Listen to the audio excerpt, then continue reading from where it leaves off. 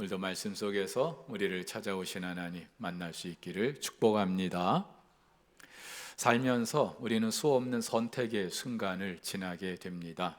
우리 직장인들 점심 메뉴를 선택하고 또 주부들 저녁 창거리 선택하는 이런 사소한 것부터 시작해서 우리 아이들이 자라면서 학교를 선택하고 직장을 선택하고 또 배우자를 선택하는 것까지 중요한 그런 선택의 기로를 지나게 됩니다. 당연히 그때마다 무엇을 선택했는가에 따라서 결과가 달라지겠죠. 그래서 많은 사람들이 그 선택의 순간 망설입니다. 한 번도 망설임 없이 그렇게 선택하는 분들 없을 거예요. 근데 이게 정도가 좀 지나치면은 일명 결정장애라고도 부르죠. 근데 다 그런 건 아니겠습니다만은 대부분의 이 결정장애 가진 분들 자라면서 모든 걸 부모들이 다 알아서 해주는 그런 수동적인 환경에서 자란 분들일수록 이런 결정장애를 갖는 경우가 많다고 합니다. 뭐 먹는 거, 입는 거, 학교를 어디 가야 되는지, 참고서는 무엇을 사야 되는지, 학원은 어디 가야 되는지, 대학도 어디 가야 하는지, 심지어는 배우자까지 부모가 다 결정해 주는 거예요. 자녀들의 책임이 있겠죠. 하지만 더 큰 책임은 부모님들에게 있습니다. 그래서 헬리콥터 맘이라는 말도 생겼잖아요. 어릴 때는 물론이고 대학에 들어가서도 심지어는 군대에 가는 그 아들, 소대장, 중대장에게 전화해가지고 우리 아들 뭐 화장품 이거 쓰게 해달라, 저거 쓰게 해달라. 결혼을 했는데도 자녀 주변을 맴돌면서 떠나질 않아요. 간섭하고 결정해 주는 거. 전에는 어머니들의 치맛바람만 있었는데 최근에는 이제 아버지들의 바짓바람까지 가세해서 이 미세먼지 생긴 게 다 이유가 있더라고요, 보니까. 근데 학계에서는요, 이런 부모를 일컬어서 아이의 인생을 망치고 오히려 독이 된다고 해서 일명 독친이라 부르기도 합니다. 부모가 자녀를 망치는 독친이 되는 거예요. 자, 왜 이런 일이 있는 걸까요? 일단 모든 부모는요, 내 아이들, 내 자녀들 실패하지 않고 성공의 탄탄대로만 걸어주기를 바라는 마음이 있습니다. 부모들이 이미 실패를 겪어봤기 때문에 너는 그런 전철을 밟지 말아야지 하면서 이미 비단길을 쫙 깔아주려고 하는 거예요. 하지만 더 큰 이유가 있죠. 너는 내 거야. 그러니까 내 마음대로, 내 생각대로, 내 뜻대로 너는 그렇게 살아야 돼 라고 하는 그런 잘못된 생각이 깔려 있는 거예요. 한마디로 자녀를 자기의 소유로 생각하는 것이죠.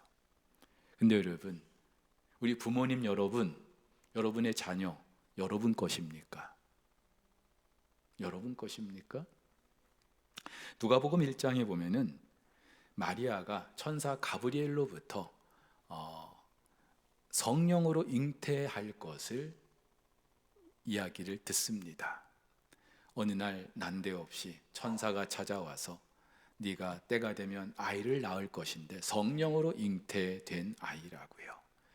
그 천사의 말을 듣고 마리아가 이렇게 노래합니다. 내 영혼이 주를 찬양하며 내 마음이 하나님 내 구주를 기뻐하였음은 그의 여종의 비천함을 돌보셨음이라. 보라, 이제 후로는 만세에 나를 복이 있다 일컬으리로다. 일명 마리아의 찬가라고 부릅니다. 요한 바흐는 이 구절을 가지고 마그나나 피나트라는 그런 일명 그 송영곡을 작곡하기도 했어요. 근데 이 영광스러운 찬가의 배경에는요, 우리가 놓쳐서는 안 되는 고통의 역사가 있는데 가슴속 깊은 곳에 내 아들 예수를 지우고 그 자리에 하나님의 아들을 새겨 넣어야 하는 한 여인의 고통입니다. 여러분, 천사 가브리엘이 찾아와서 이 마리아에게 일러주었던 이 소식은요, 한마디로 엄청난 소식이었어요. 무엇보다도 오랫동안 메시아를 기다려왔던 그 민족에게는 그 무엇과 바꿀 수 없는 정말로 큰 기쁨의 소식이었습니다. 하지만 한 무명의 동정녀 마리아에게도 과연 그랬을까요? 물론 마리아는 성령께서 자기에게 잉태하게 하셔서 지극히 높으신 이의 아들을 낳게 할 거라는 그 말을 듣고 하나님을 찬양했어요. 그런데 이게 과연 이 여인에게 좋은 소식만이었을까요? 정혼은 했어요. 하지만 아직 결혼은 하지 않았어요. 그런데 결혼도 하지 않은, 남자를 알지 못하는 이 여인이 아이를 갖게 됐다. 지금도 그렇습니다마는 당시 사회에서 이것이 어떤 의미로 받아들여질지 이 여인이 몰랐을까요? 이 아이를 출산하고 나서 이 여인이 겪게 될 그런 운명 어떠할지 생각하지 못했을까요? 그렇죠? 내 아들 예수가 아니라 하나님의 아들 예수는 그를 잉태하는 순간부터 마리아에게 임했던 고통이었습니다. 그럼에도 이 마리아는 묵묵히 고통으로 그 시간을 잘 받아들이죠.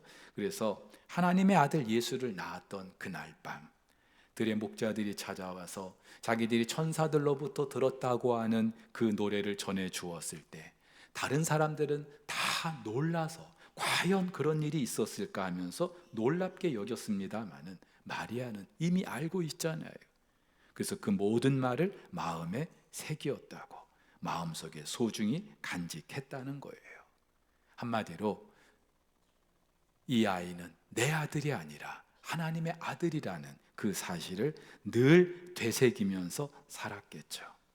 하지만 여러분, 아무리 그래도 순간순간 내 아들 같은 때 있지 않겠습니까? 입양을 한 거 아니잖아요. 자기 배 아파서 낳은 아들인데. 한 번은 예수님이 12살 되던 때입니다. 유월절 지키러 예루살렘에 올라가셨는데 그만 내려오는 길에 예수님을 잃어버린 거예요.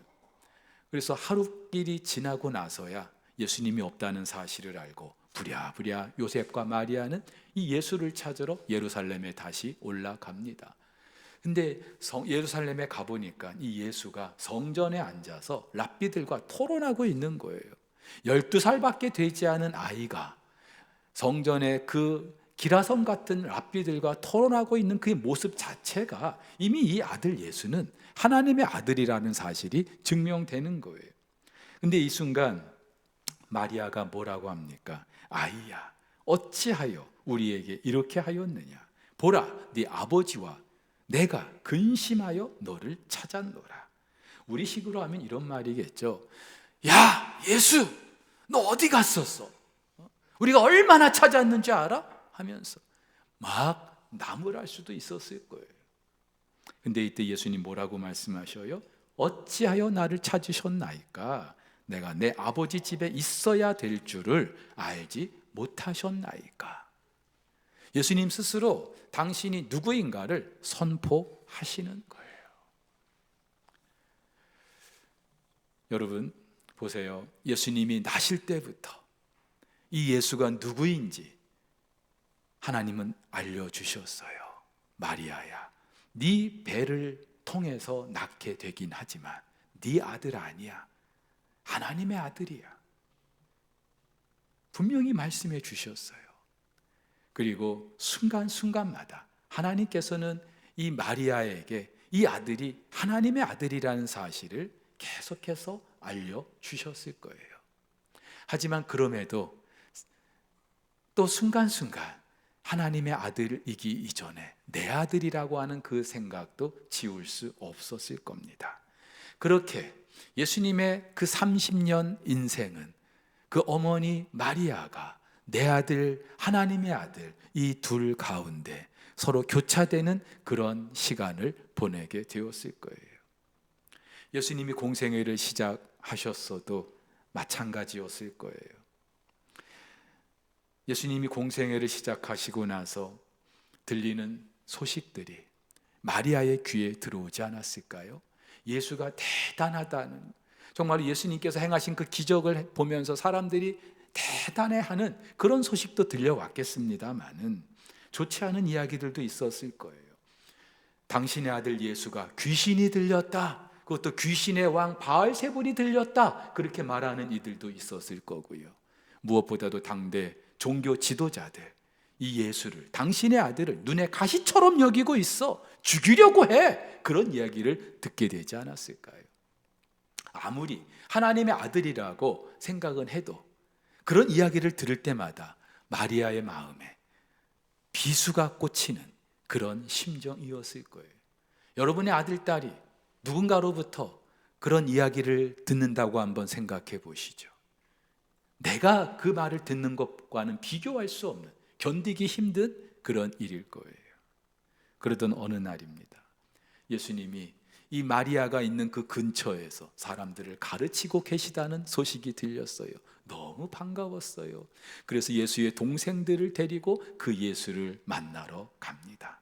아마도 예수님 좋아했던 그 음식들도 바리바리 준비해가지고 설레는 마음으로, 너무나 보고픈 마음으로 달려갔겠죠. 그리고 우리가 왔다 하면은 아마 그 예수님이, 그 아들 예수가 하던 일 다 그만두고 달려나와서 반겨줄 거라고 생각했을 거예요. 근데 웬일입니까? 예수님 뭐라고 말씀하셔요? 예수여, 당신의 어머니와 동생들이 왔습니다. 그러자 누가 내 어머니며 누가 내 동생들이냐? 와우, 예. 이 말을 듣고 예수님, 아니 그 어머니 마리아 얼마나 충격이었을까요? 나를 반겨줄 줄 알았는데 얼마나 충격이었을까요? 얼마나 섭섭했을까요? 근데 그것도 잠시고요. 예수님의 어머니 마리아는 일생일대 최고의 고통의 시간을 맞게 되는데 바로 십자가에 달린 아들 예수를 보게 되는 순간입니다. 우리 어머니들 한번 생각해 보세요.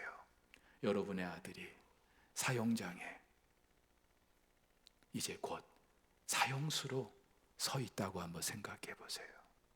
그 마음이 어떨까요? 지금은 방영되지 않습니다만 한때 골든벨을 울려라 라는 그런 퀴즈 프로그램이 있었어요. 전국의 고등학교를 찾아다니면서 퀴즈 프로그램을 진행하는 건데 50문제를 맞추는 동안에 그 참여했던 학생들 한두 명 계속해서 탈락하고 마지막 50번째 문제를 맞추면 골든벨을 울리는 거예요. 근데 한 고등학교에 갔는데 다른 학생들 다 탈락하고 이제 한 여학생만 남았어요. 이제 50번째 문제를 향해서 이제 몇 문제만 맞추면 되는 그 순간이에요.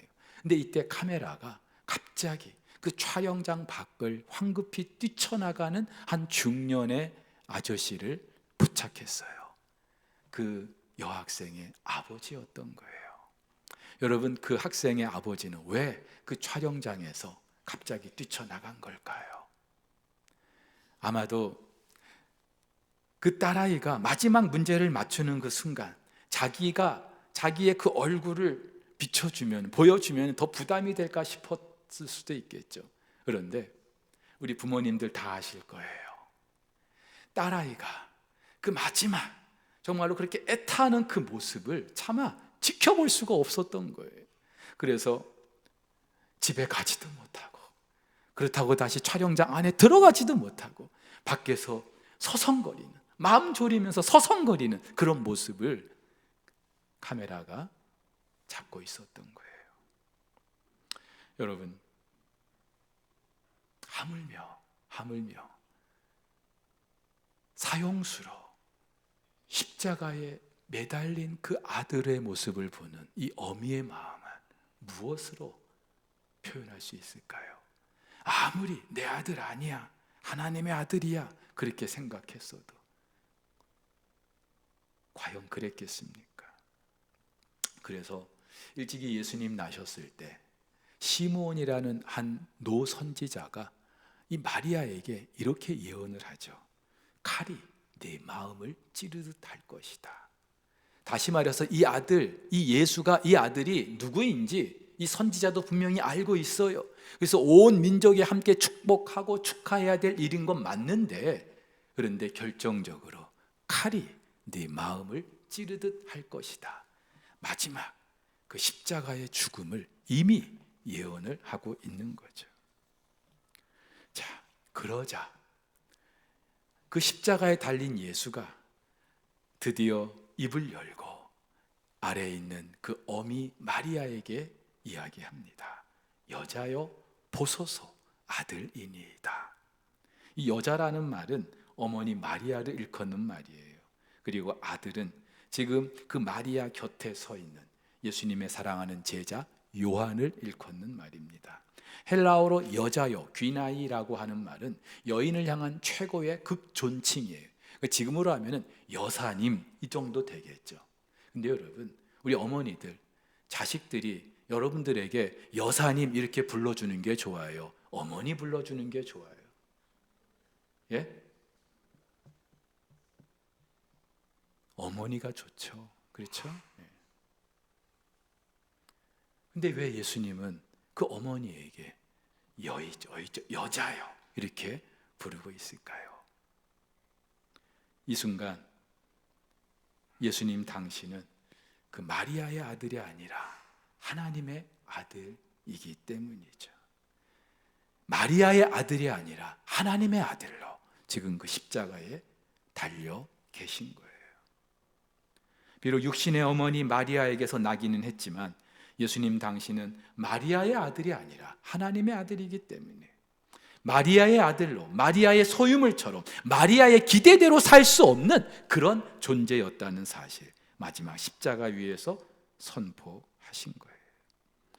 솔직히 예수님이 마리아의 아들이었다면 이 마리아 무슨 수를 써서라도 십자가에 죽게 하는 일 없게 했을 거예요. 우리 어머니도 그렇지 않겠어요? 누가 아들이 사형수로 죽게 내버려 두겠습니까? 내가 죽을 망정. 근데 여러분, 예수만 그런 게 아니고요, 오늘 저와 여러분에게 주신 모든 자녀들이 그렇습니다. 내 배 아파서 낳은 자식이고 내 성을 따른 그런 아들이라 할지라도 여러분, 내 아들, 내 딸, 내 거 아니고요, 하나님의 것인 줄 믿으시기를 바랍니다. 우리 부모님들의 신앙은, 믿음은 여기서부터 출발하는 거예요. 그렇지 않고 내 새끼, 내 거라고 끝까지 고집하는 한 하나님과 우리와의 관계는 물론이고 우리 자녀와 하나님과의 관계도 항상 제자리 걸음일 거예요. 성경은 분명히 말합니다. 이스라엘 자손 중에서 사람이나 짐승을 막론하고 태에서 처음 난 모든 것은 다 거룩히 구별하여 내게 돌리라. 이는 내 것이니라. 출애굽 과정에서 하나님 이스라엘 백성들의 그 모든 처음 난 것이 당신의 것이라고 선포하시고 당신께 돌리라고 하십니다. 그럼 여러분, 처음 난 것만 그렇습니까? 한 집안에 아들이 5이 있어요. 그럼 장남만 하나님의 것이라는 말일까요? 아니죠. 처음 것이 하나님의 것이면 나머지 모두 다 하나님 거라는 거예요. 이걸 지금 예수님, 하나님 말씀하시는 거예요. 우리가 10의 1을 드리잖아요. 그럼 10의 9은 내 거라는 말이에요? 내 마음대로 써도 된다는 말이에요? 아니죠. 10의 9, 그것까지 하나님 거라는 거예요. 그래서 우리는 10의 1을 드리는 거예요. 여러분, 자녀는 예외일까요? 아니죠. 이렇게 보면은 나에게 있는 모든 것은요, 내 거 하나도 없어요. 다 하나님으로부터 온 것이고 하나님이 주인이신 줄 믿으시기를 바랍니다. 성경은 분명히 말해요. 보라, 자식들은 여호와의 기업이요 태의 열매는 그의 상급이로다. 기업, 상급, 이것은요 내 거 아니죠. 주인이 따로 있어요. 근데 나에게 주셨다는 것은 내가 이것을 관리하고 운영해야 될 분명한 원칙이 있고 책임이 있다는 거예요. 자식이 그렇다는 거예요. 그렇다면은 지금 이 자리에 계신 우리 부모님 여러분, 어떤 마음으로 여러분의 자녀들을 대하고 계십니까? 아이들이 아직 어리다면은 지금 어떤 마음으로 그 아이들을 키우고 계십니까? 열왕기상 3장에 보면은 유명한 솔로몬의 재판이 있어요. 두 여인이 똑같은 날 아이를 낳았는데 그만 밤에 자다가 그중 한 아들이 죽은 거예요. 그러자 그 죽은 아들의 어미가 다음날 일어나서 그 살아있는 아이가 내 것이라고 하면서 박박 우기는 거예요. 그러자 그 살아있는 아이의 진짜 어미도 포기할 수 없잖아요. 결국은 왕 앞에까지 가게 되었어요. 근데 솔로몬이 이때 어떤 판결을 내립니까? 칼을 가져오너라. 그래가지고 살아있는 그 아기를 둘로 나누어서 반은 저 여자에게 주고 반은 저 여자에게 주라. 그렇게 말하는 거예요. 그러자 이때 진짜 어미가 뭐라고 말해요? 죽이지 마십시오. 그냥 그 아이 저 여자에게 주십시오. 왜 그랬을까요? 그 아기를 살리고 싶어서. 자기 아들이지만 살리고 싶어서. 저는 이 원리가 오늘 자녀를 키우는 우리 모든 부모님들에게 그대로 유효하다고 생각합니다. 여러분, 내 아이 아니고 하나님의 아이예요. 그렇다면 두렵고 떨림으로 이 아이를 살리고 싶어요. 그렇죠? 우리는 이 내 자녀들 다 살리고 싶어요. 다 잘되게 하고 싶어요. 그렇다면 내 아이라는 사실을 포기해야 돼요. 그래야 이 아이가 살아요. 어떻게 하면 될까요? 명자 누나라는 책이 있습니다. 아세아 연합신학대학교 이한영 교수님이 쓰신 책인데, 이분에게는 딸이 하나 있대요. 근데 엄마 아빠는 공부를 참 잘했나 봐요. 둘 다 의대 출신이에요. 근데 정작 딸이 딱 하나 있는데 이 딸은 엄마 아빠를 닮지 않은 거예요. 이 교수님은 당신 딸이 건강한 팔방미인에 공부는 최상위권을 달리고 미국의 아이비리그 대학에 진학해서 나중에 왕자님 같은 그런 아들 만나서, 그런 남자 만나서 행복하게 살아주기를 기대했는데, 현실 세계에서는 당신 딸 하나밖에 없는 그 딸 미인도 아니고 허약 체질에 키도 작고 수학은 늘 F였다고 합니다. 그래도 이 교수님은 아버지로서 그 딸아이의 자존감을 생각해서 겉으로는 늘 이렇게 말했다고 해요. 얘야, 비타민도 골고루 먹어야지. A, B, C, D. 그렇지? 예. 그러니까 너도 뭐 A만 맞는 그런 친구들하고는 사귀지 마. 예. 그 아이를 기죽지 않게 하려고. 그러면서 두 가지는 꼭 약속을 하게 했대요. 첫째는 어떤 아이들은 지금도 부모도 없고 집도 없고 가난하고 또 몸이 아파서 공부를 제대로 하지 못하는 아이들도 있어. 그에 비하면 너는 너무나 좋은 환경에서 공부하고 있지. 항상 감사해야 돼. 감사를 잊지 마. 또 하나는 우리는 예수님 믿는 가정이잖아. 그렇지? 그러니까 예수 믿는 사람들은 항상 정직해야 돼. 그래서 시험 시간에 남의 시험지 절대로 컨닝하면 안 돼. 이 두 가지를 그 딸에게 약속하게 했대요. 그날 이후 이 딸아이의 성적은 늘 C 아니면 D, 예. 그리고 이제 종종 F도 받아오고. 근데 C를 받는 날은요, 아빠 오늘 비타민 C 받았어 그러고요. F를 받는 날은 오늘은 판타스틱한 날이야 하면서, 예. 아주 환상적인 날이라는 거예요. 예. 그러니까는 엄마 아빠가 야단치기 전에 자기가 먼저 선수를 치는 거예요. 근데 이게요, 저학년일 때는 그래도 좀 통하는데 이제 학년이 올라가면서 자기도 아는 거죠. 이 F라는 게 어떤 의미인지 알기 시작하면서부터는 이제 고민이 생긴 거예요. 어느 날 역시나 F를 받아온 거예요. 너무나 이 딸아이가 실망하는 거예요. 그래서 지방에 들어가서 나오지도 않고 막 펑펑 울고 있다는 거예요. 그 모습을 보고 있는데 이 교수님이 뒤늦게 깨닫는 게 있었대요. 그러면서 하나님께 회개를 하게 됐대요. 겉으로는 성적은 A, B, C, D 골고루 먹으라고 해놓고 너는 하나님의 딸이야 그래 놓고 속으로는 여전히 이 아버지 교수님도 A 학점 받아오기를 기다리고 있었던 거고요. 인류학교 진학해 주기를 바라고 있었던 거예요. 여전히 당신 딸로 생각하고 있었던 거예요. 교인들에게는 하나님의 아들 예수를 믿으라고 했는데 정작 이 교수님이 원했던 것은 내 아들 예수였던 거죠. 그래서 그날 그렇게 실망한 그 딸을 데리고 전망이 좋은 한 레스토랑에 데리고 갔대요. 그러면서 그 딸에게 말했대요. 선이야, 그 딸의 이름이 선인데 오늘은 아빠가 너에게 셀러브레이션을 해주고 싶어. 펠러브레이션. 그래서 듣도 보도 못한 그 말을 들은 거예요. 그게 뭔데 아빠? 그랬더니 네가 C를 받았으면 아빠가 셀레브레이션을 해주고 싶었어. 셀레브레이션, 축하라는 말이잖아. 영어로 축하해주고 싶었어. 근데 F를 받아왔잖아. 그러니까 역시나 축하하는 의미에서 펠러브레이션을 해주고 싶은 거예요. 이 딸아이가 아빠의 그 말을 듣고 이제 마음이 풀린 거예요. 그러면서 사실대로 말하는데, 사실 시험 시간에 친구가 자기 답안지를 보여주면서 그대로 쓰라고 했대요. 근데 그걸 거절했대요. 그렇게 받아 썼으면 F는 안 받는데 그걸 거절하는 바람에 F를 받게 됐다는 거예요. 나중에 이제 대학에 들어가야 되는데, 미국 대학은 에세이를 하나씩 써서 이렇게 대학에 진학하잖아요. 근데 이 아이가 그날 있었던 그 일을 이제 에세이로, 펠러브레이션이라는 그 주제로 에세이를 쓴 거예요. 이 아이의 성적만 가지고는 절대로 그 학교 못 들어가요. 근데 그 학교 관계자들이 이 아이의 그 에세이, 펠러브레이션이라는 그 에세이를 읽고 나서는 감동이 돼서 이 아이를 그 학교에 진학하게 해줬다는 거예요. 그 책을 읽으면서 한 신학대학교 교수의 딸이 아니라 하나님의 딸로 그렇게 커가는 그 딸아이의 미래가 정말 기대가 됐습니다.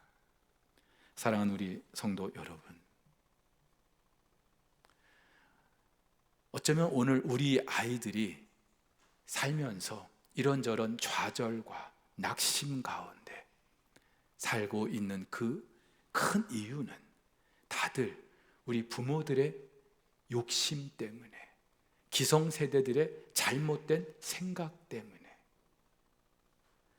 1등을 해야 성공하고 잘하는 것이고, 좋은 학교에 들어가야 네 앞길이 환히 열릴 것이라고 하는 그런 기성세대들의, 그리고 이 아이는 내 아이라고 하는 그 잘못된 집착 때문에 어쩌면 우리 아이들이, 우리 다음 세대들이 너무나 큰 힘든 시간을 보내고 있지 않겠습니까? 자, 근데 여러분, 내 아이를 포기한 모든 부모는 이렇듯 상실감만 겪게 될까요? 아니죠. 오늘 예수님 마리아에게 뭐라고 말씀하셔요? 여자여 보소서 아들입니다. 이 아들 누구를 일컫는 거예요? 예수님의 제자 요한. 어머니 보십시오, 요한이 있습니다, 이 말이에요. 자, 나는 이렇게 죽어가니까 이 아들 대신해서 대리만족이라도 하라는 말일까요? 아니에요. 내 아들 예수를 내려놓을 때 경험하게 되는 또 다른 아들이 있다는 거예요.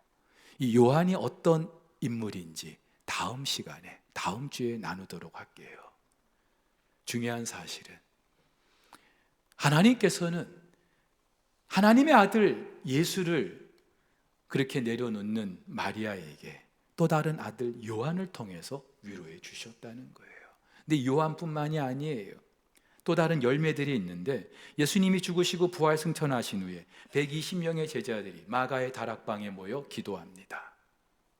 열심히 기도하던 어느 날 성령께서 호련히 임하시고, 성령께서 그 모든 사람들에게 임하시고 역사상 처음으로 교회 공동체가 만들어지게 됩니다. 근데 그 자리에 누가 있었어요? 예수님의 어머니 마리아가 있었어요. 내 아들 예수를 내려놔야 하는 긴 고통의 시간이 있었습니다마는 하나님은, 신실하신 하나님은 그 모든 시간들을 통해서 거룩한 교회 공동체를 경험하게 해주신 줄 믿으시기를 바랍니다. 여러분, 이거는요 한순간의 결단으로 될 문제도 아니고, 어쩌면 우리 부모님들 일평생 정말로 뼈를 깎듯이 나를 치고 또 치고 복종시키면서 이어가야 될 일인 줄 믿습니다. 어떤 순간은 내 아들, 내 자녀 같다가도, 또 이렇게 말씀 들을 때는 그래 내 거 아니지 포기했다가도 더 내 거로 다시 또 집착하고 싶은 그런 욕심 우리에게 다 있잖아요. 여러분, 모든 인과관계는요 다른 사람이 아니라 항상 나에게 있어요. 우리는 너 때문이야 남 탓합니다만은 사실은 나 때문이에요. 자녀 문제의 경우는 더 그렇습니다.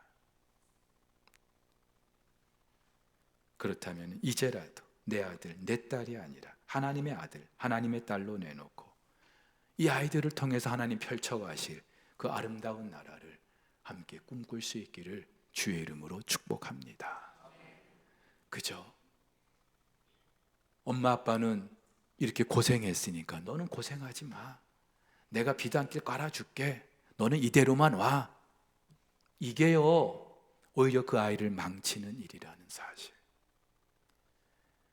내 배 아파서 내 배를 빌려서 하나님이 이 아이를 주셨지만 내게 아니에요. 하나님의 아들이고 하나님의 딸이고 하나님이 계획하신 바가 있기 때문에 우리에게 주신 줄 믿습니다. 그럼 우리 두렵고 떨림으로 정말 우리는 민감해야 돼. 하나님께서 이 아이들을 통해서 이루실 일이 무엇인지, 내 기대가 아니라 내 생각이 아니라 하나님의 뜻을 앞세울 수 있는, 그리고 하나님께서 어떻게 이 아이가 세워지기를 원하시는지 함께